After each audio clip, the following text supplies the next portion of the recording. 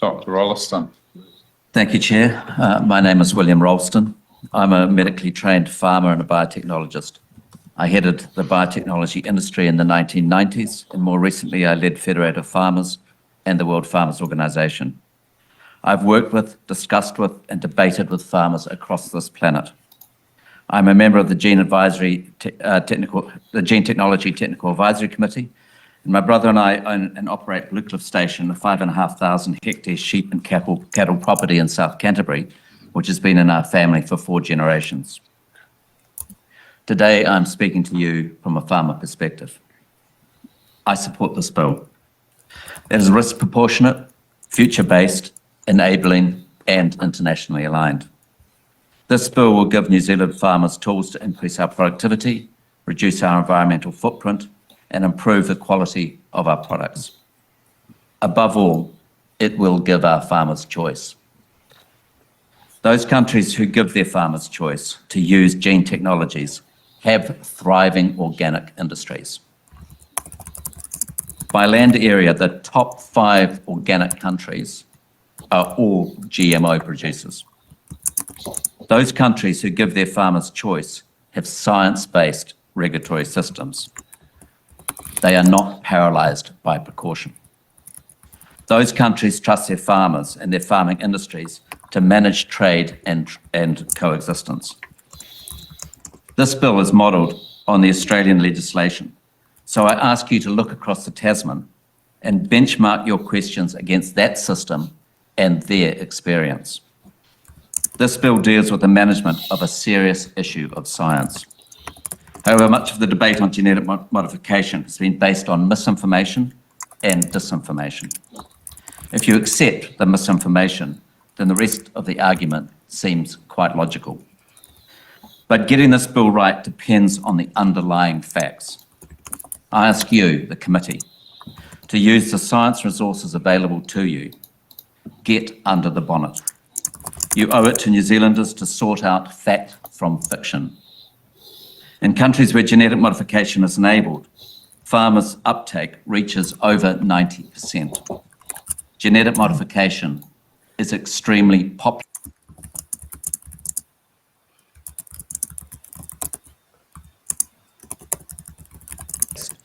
Managed trade.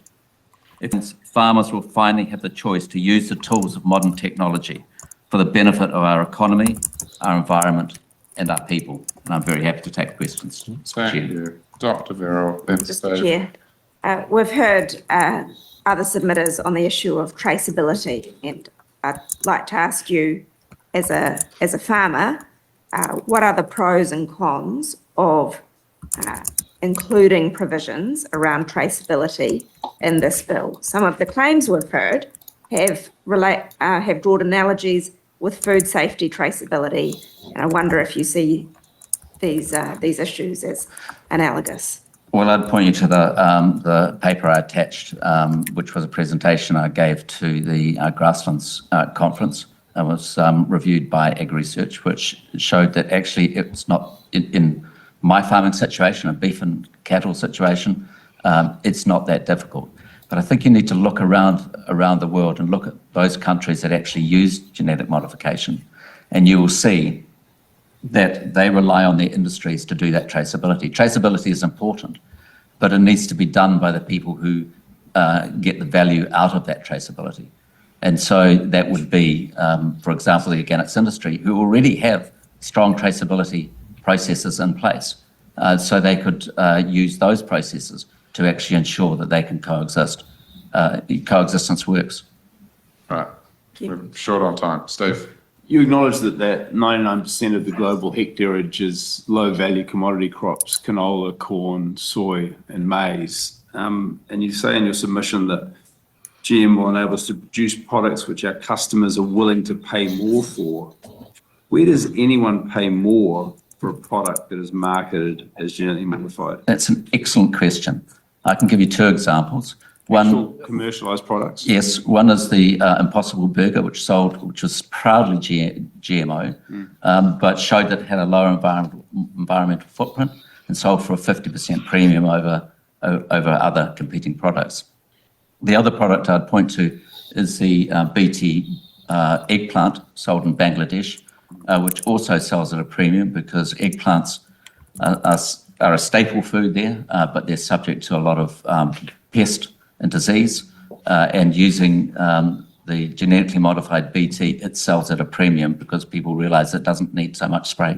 So there are two examples, and I think that you raise a very good point. We're That at But 99% of the hectareage is low value commodity. correct time. it's fed to animals, and so is our grass. Thank you, Dr. Rolleston. Thank you. Well, that's an interesting example of the using international approach. The Impossible Burger? Wasn't it like a gimmick from Burger Fuel? It was a gimmick by a company called Impossible Foods. The interesting thing that William Rolleston doesn't mention is that in New Zealand, when they were selling the Impossible Burger and obviously marketed as a, less energy intensive, non-animal, non-meat product, they didn't mention that it doesn't use GE soy. Doesn't use genetically engineered soy in that product. It's quite interesting. And I really don't know where to start with the various duplicitous comments of William Rolleston, including that this legislation would provide farmers with choice. I mean, obviously, if this bill were to pass and overseas multinationals, companies, private companies, New Zealand Crown Research Institutes were to avail themselves of doing whatever extreme kinds of genetic engineering out of doors, certain farmers may choose to use some of those genetically engineered plants or animals or whatever it is that they're planting. But that would take away choice from everyone else. You can't have one person on their property experimenting or releasing in GMOs and expect that to remain within the perimeter of that property. And I grew up with the country code. I was always taught that, if you've got ragwort or thistles or, some weed or some problem on your property, it's considered a really bad look. It's a really bad form to let it seed and contaminate your neighbor. Just like with your animals, you're expected to fence in your animals. You don't let them go trampling and onto your neighbors, including eating. I know someone who had that used. His sheep sometimes ended up on State Highway 1. When you say about fencing animals, and it reminds me of Danny Perkins. Hearing the stories about sheep. He had the farm that later became the Paikakariki end of Transmission Gully. Okay. Yeah. So for Rolleston to say that this is going to give farmer choice when, you heard the submission by the New Zealand grain and seed industry. They're saying you're going to not only take away choice, you're going to saddle us with incredible new costs and paperwork and basically just creating an impossible situation and a huge burden on farmers, primary producers, or companies. Yeah. Nick, your thoughts? Yeah, I didn't react too well to the ableist language that got thrown around there at the beginning. But I think that the argument around choice is kind of like a dog whistle to our right-leaning friends in the political spectrum. But that argument around choice is an interesting one because I sort of think back to our discussion around crop drift. And I think it may be a choice for a farming family to set up a GE crop within their farm, but it's certainly not a choice of the farming community on either sides of that farm to receive GE material.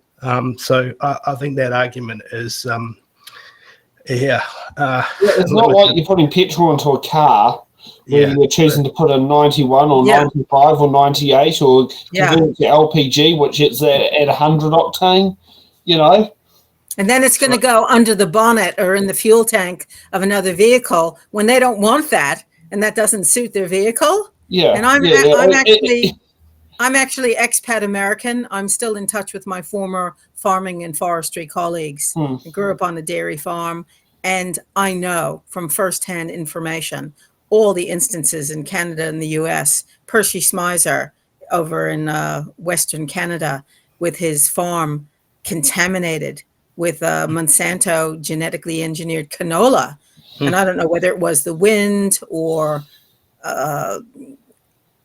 animals spreading the seed, however, whatever vector it was that caused the contamination. And then essentially Monsanto stooges came along and said, right, you've got, the farms in Western Canada are quite large. I can't really pin down the numbers, but let's say your farm is 10,000 hectares. You've got our proprietary genetically engineered canola. You owe us X. You're not paying. We're taking you to court. And they did, and they won. The poor man and his wife, it broke them. And he came and gave evidence to the Royal Commission in Genetic Modification in 2001. The other point that I want to make, if I may continue, is it's particularly rich for William Rolleston, who was formerly the president of Federated Farmers of New Zealand, to talk about protecting or advocating for farmer choice. Farmers and primary producers, beekeepers, foresters, they liaised constructively with their local councils from South Auckland right up to Cape Reinga in the far north. They begged their councils to look into this issue, to address this threat, particularly after the botched and problematic GE Tamarillo trial in Kerry.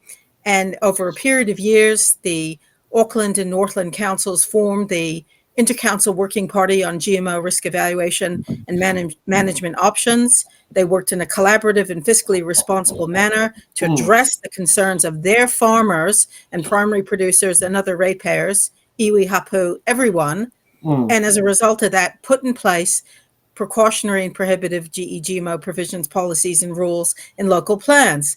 Well, William Rolleston dragged our councils and our communities and farmers through the courts for probably about 12 years. Northland, Auckland, Hawke's Bay, Hastings District Council. God, it's just as bad as progressive when it comes to liquor licenses, from what you're describing. And I have to say, it was very gratifying that in every case, our councils and GE Free Northland prevailed in the courts, Environment Court, High Court, Court of Appeal, Supreme Court, Environment Court again. And as a matter of fact, the principal Environment Court judge, Laurie Newhook, said to Federated Farmers the last time, and I put up a few links to some of the farming newspapers about these court cases, said to William Rolleston and Fed Farmers, you will not be running these arguments again. You cannot drag councils, farmers, local mana whenua through the courts endlessly with essentially your spurious arguments and trying to undermine local democracy. So you can see I'm pretty brassed off even listening to William. Thanks for watching. Make sure you're subscribed to our Facebook, YouTube, Twitch, Instagram, TikTok, News Guide, the Order Paper Podcast. YouTube, Twitch, Instagram.